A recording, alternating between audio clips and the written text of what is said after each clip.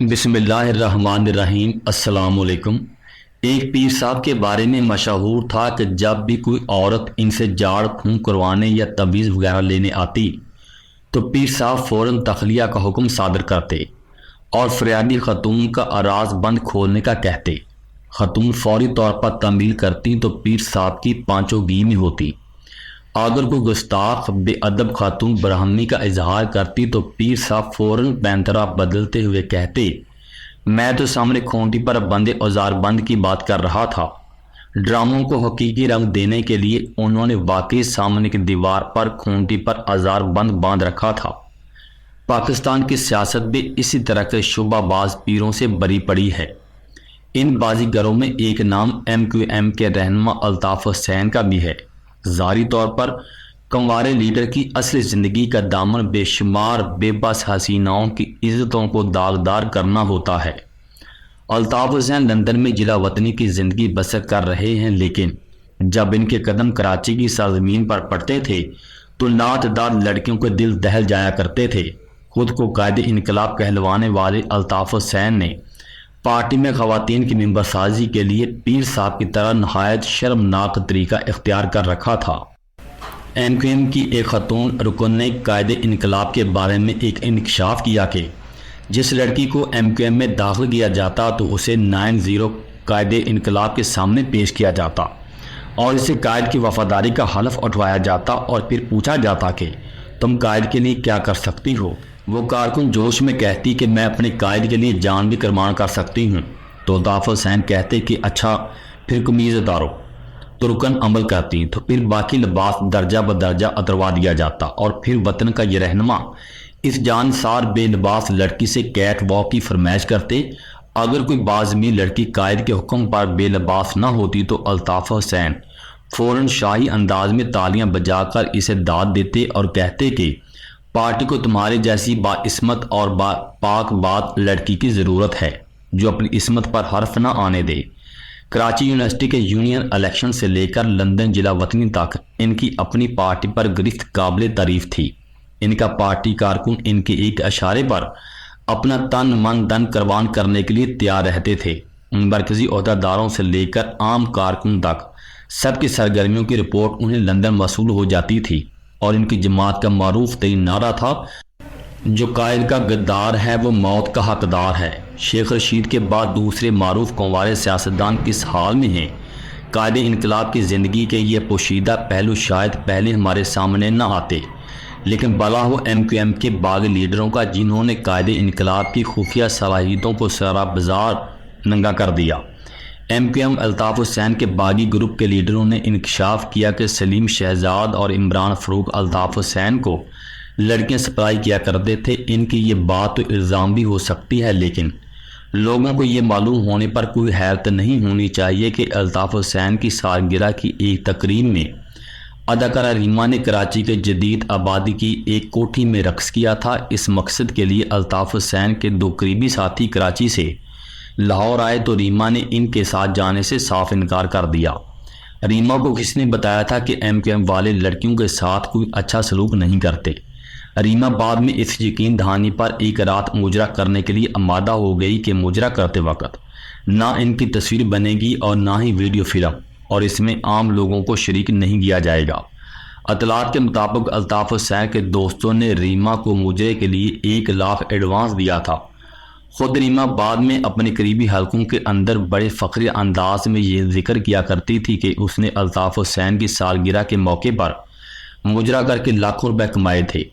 یہ خصوصی تقریب کراچی کی ایک جدید آبادی میں منعقد ہوئی تھی۔ اس کا اہتمام غیر سرکاری طور پر کیا گیا تھا، لیکن اس میں ایک سابق وزیر اعلیٰ کے علاوہ سندھ کی ممتاز سیاسی اور سرکاری شخصیات نے شرکت کی تھی۔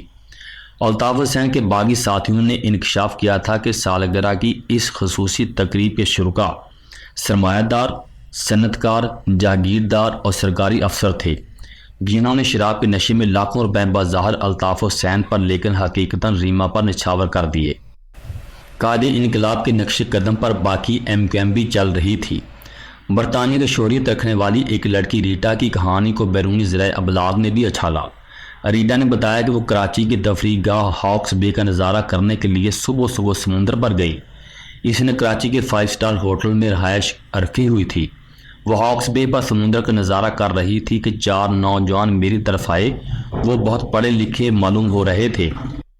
انہوں نے نہایت سلجھے ہوئے انداز میں انگریزی زبان میں تعارف کروایا۔ میں یہ سن کر حیران رہ گئی کہ وہ میرے ہوٹل اور میرے کمرہ نمبر تک سے آگاہ ہیں، لیکن جب انہوں نے بتایا کہ وہ لاہور سے آئے ہیں اور اس کے ساتھ والے کمرے میں رہائش پذیر ہیں تو میں نارمل ہو گئی۔ انہوں نے مجھے انجوائے کرنے کی غرض سے نہایت سلیقے سے دعوت دی، جو میں نے قبول کر لی۔ 4 نوجوان خوش پوش اور خوش شکل تھے اور ان کے پاس پجارو بھی تھی۔ یہ نوجوان مجھے اپنے ساتھ لے گئے، لیکن جب وہ پجارو جیپ سے اتر کر تنگ گلیوں کی طرف چلنے لگے تو میں نے دریافت کیا کہ ہم لوگ کدھر جا رہے ہیں۔ پوچھنے کا یہ انداز ان کو پسند نہ آیا اور وہ غصے میں کہنے لگے، جو کچھ ہم کہتے ہیں کرتی جاؤ ورنہ گولی مار دیں گے۔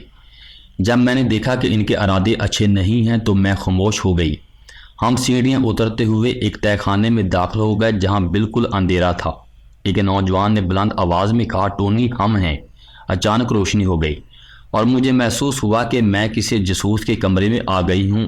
ارد گرد انسانی کھوپڑیاں پڑی تھیں۔ میری چیخ نکل گئی اور میں بے ہوش ہو گئی۔ تھوڑی دیر کے بعد مجھے ہوش آیا تو ان میں سے ایک نوجوان میرے پاؤں سہلا رہا تھا جبکہ دوسرے نوجوان شراب پی رہے تھے۔ میں سمجھی کہ مجھے اغوا کر لیا گیا ہے، میں اغوا ہو چکی ہوں، اور پاکستان کے انگریزی اخبارات کی شاد سرخیاں میری آنکھوں کے سامنے گھومنے لگیں جو اغوا برائے توان سے متعلق ہوتی تھیں۔ میں نے ہمت کر کے نوجوان سے پوچھا کہ کیا مجھے تم لوگوں نے اغوا کر لیا ہے؟ تو نوجوان نے تحمل سے جواب دیا کہ نہیں، ہم صرف انجوائے کرنا چاہتے ہیں۔ یوں ہی کئی دن تک نوجوان انجوائے کرتے رہے اور میں سوچتی رہی کہ نہ جانے یہ لوگ مجھے زندہ بھی چھوڑیں گے یا نہیں۔ میں انتہائی خوفزدہ تھی۔ میں سیر و سیاحت کی دنیا سے تعلق رکھتی ہوں۔ قید کا ایک لمحہ بھی میرے لیے اذیت کا باعث تھا۔ 4 روز کے بعد مجھے وہی نوجوان ہاکس بے پر چھوڑ آئے۔ جب مجھے نجات ملی تو میں نے پاکستان میں دیگر شہروں کی سیر کرنے کا تصور چھوڑ دیا اور واپس برطانیہ چلی گئی۔ ریٹا بتاتی ہیں کہ وہاں رادہ، تانی اور شبانہ نام کی لڑکیاں بھی تھیں۔ عیاشی کرنے والے نوجوانوں کی تعداد 1 درجن کے قریب تھیں۔ وہ دن کے وقت اکثر غائب رہتے تھے اور رات کو شراب اور کھانے پینے کی اشیاء لے کر آ جایا کرتے تھے۔ دن کے وقت ہم لڑکیوں کے اکٹھے بیٹھنے پر کوئی پابندی نہیں تھی۔ ان کے لباس سے معلوم ہوتا تھا کہ وہ کھاتے پیتے گھرانوں سے تعلق رکھتی ہیں۔ قید کے دوران انہوں نے کسی لڑکی سے غالباً اس لیے بدتمیزی نہیں کی کہ کسی لڑکی نے بھی ان کی پیشکش قبول کرنے سے انکار نہیں کیا تھا۔ مجھے اندازہ لگانے میں کوئی مشکل محسوس نہیں ہوئی کہ رادہ، تانی اور شبانہ کو بھی میری طرح ہی چکمہ دے کر یہاں لایا گیا تھا۔ تانی نے بتایا کہ وہ حیدرآباد کی رہنے والی ہے اور اپنے محبوب کے ساتھ ایک ہوٹل میں تفریح کے لمحات گزار کر گھر جا رہی تھی کہ اسے اغوا کر لیا گیا۔ وہ کئی دنوں تک اندرون سندھ کے ایک دیہاتی مقام پر رہی۔ دیہات سے مجھے ایک شخص نے ڈاکوؤں کے حوالے کر دیا اور وہ مجھے جنگل میں لے گئے۔ جہاں سے میں باغ نکلی سڑک پر آئی تو چند نوجوانوں کے ہتھے چڑھنے کے بعد اس حیرت انگیز جگہ پر پہنچ گئی۔ ارادہ ایک ہندو لڑکی تھی۔ اس نے بتایا کہ وہ MKM کے کارکن دلشاد اختر کی محبوبہ تھی۔ دلشاد کی بجائے میرے والدین نے میری شادی چاچا زاد سے طے کر دی تھی۔ مجھے رتن بالکل پسند نہیں تھا۔ میں دلشاد کے ساتھ گھر سے باغ نکلی۔ بعد میں دلشاد نے MKM کے ایک باغی گروپ سے رابطہ کر لیا تو نہ جانے کن لوگوں نے مجھے اغوا کر کے اس کے کمرے میں محبوس کر دیا اور میری آبرو ریزی کرتے رہے۔ اب میں اپنے گھر جانا چاہتی ہوں۔ ریٹا کا کہنا تھا کہ اغوا کرنے والے نے رادہ کو بھی رہا کر دیا ہوگا۔ اگر وہ آزاد نہیں ہوئی تو اس جہان فانی سے رخصت ہو گئی ہوگی۔ اکثر وہ کہا کرتی تھی کہ میں ایسی زندگی نہیں جینا چاہتی۔ ریٹا کا کہنا تھا کہ شبانہ اکثر خاموش رہتی تھی۔ اس کے بارے میں مجھے رادہ نے بتایا تھا کہ وہ اپنے بارے میں کچھ بتانے کے لیے تیار نہیں ہے۔ یوں محسوس ہوتا تھا کہ وہ کسی اچانک صدمے کے باعث دماغی توازن کھو بیٹھی ہے۔ MKM کے قائدین کے بارے میں پتہ چلا تھا کہ چند غیر معروف لڑکیوں کو اچانک مشہور ہونے کی وجہ وہ تھے۔ وہ اخبارات والوں کو ان کے انٹرویوز کرنے کا حکم دیتے تھے اور زبردستی ان کے شوز کے ٹکٹ بکواتے اور انہیں بھارت کے دورے کروائے جاتے تھے۔ زاہدہ رخسار کے بارے میں پتہ چلا کہ اس نے MKM کی قیادت کے نزدیک بڑی اہمیت حاصل کر رکھی تھی اور ایک انتہائی ذمہ دار عہدیداران کی زلفوں کا اسیر تھا۔ رخسار نے فرزانہ کے نام سے بھارت کا دورہ بھی کیا۔ اکثر محفلوں میں وہ MQM کے لیڈروں کے سامنے رقص کیا کرتی تھی۔ اس زمن میں پتہ چلا کہ بعض اوقات ایسے پروگرام بنائے جاتے تھے جس میں کئی لڑکیاں اور لڑکے کھلے عام عیش و عشرت میں مشغول ہوتے تھے۔ کراچی کے ثقافتی حلقوں میں یہ باتیں زبان زد عام تھیں کہ آخر زاہدہ رخسار سمیہ ناز اور اس کی والدہ آئے روز بیرون ملک کیوں جاتی ہیں، مگر MQM کے خلاف آپریشن کے دوران زیادہ تر کارگرز روپوش ہو گئیں، یا تو انہوں نے اسلام آباد میں اپنے عزیزوں کے ہاں پناہ لے لی تھی۔ سچ کہتے ہیں برے وقت میں ہمیشہ اپنے ہی کام آتے ہیں۔ MQM کے ایک مرکزی رکن اور خصوصی معاون خالد ندیم نے انکشاف کیا کہ الطاف حسین ایک سفاک انسان ہے۔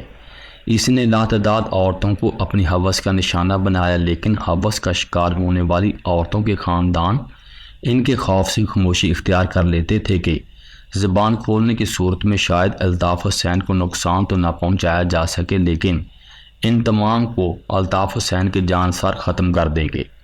خالد ندیم نے الطاف حسین پر الزام لگایا کہ مہاجر لڑکیاں MQM کے لیے کام کرنے آتی تو ان میں سے چند کا انتخاب کر لیتے، اور جب وہ کسی ایک لڑکی کے لیے اپنے مسلح ساتھیوں کو اشارہ کرتے تو اس وقت اس بدنصیب لڑکی کو الطاف حسین کی خدمت میں پیش کر دیا جاتا۔ خالد ندیم نے دعویٰ کیا کہ وہ الطاف حسین کے ذاتی ملازم کی حیثیت سے بھی ان کے قریب رہے ہیں۔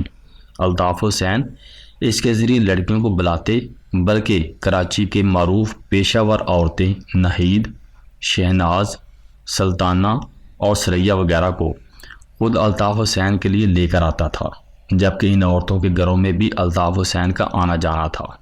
خالد ندیم کے مطابق اسلام نبی کے گھر میں کراچی کی حسین اور جمیل لڑکیاں الطاف حسین کے سامنے پیش کی جاتی رہیں۔ خالد ندیم نے شعیب اور شیبی کو اس جہان فانی سے رخصت کروانے کا ذمہ دار بھی الطاف حسین کو ٹھہرایا۔ خالد ندیم کے بقول شعیب عرف شعیبی کا گناہ صرف یہ تھا کہ اس نے الطاف حسین کو ایک معروف پاپ گلوکارہ کے ساتھ قابل اعتراض حالت میں دیکھ لیا تھا، اور جب اس سے یہ گناہ سرزد ہو گیا تو اس کو محسوس ہو چکا تھا کہ اب اس کی زندگی صرف چند لمحے ہیں، اس لیے وہ اپنی جان بچانے کے لیے چھپنے کی بے سود کوشش کرنے لگا، لیکن اس کو اتنی بے دردی کے ساتھ اس جہان فانی سے رخصت کر دیا گیا کہ ایسے لوگوں کی عبرت حاصل ہو جو قائد کی نجی زندگی میں جھانکنے کی جسارت کرنے کے بارے میں سوچتے ہیں۔ الطاف حسین حسن و فن کے دل دادا تھے اور کسی کو پروموٹ کرنے کے میدان میں بھی اپنا ثانی نہیں رکھتے تھے۔ جس حسینہ سے خوش ہو جایا کرتے تھے اسے راتوں رات ملک کی معروف اداکاروں، ماڈلوں اور گلوکارہ کے فہرست میں شامل کروا دیا جاتا تھا۔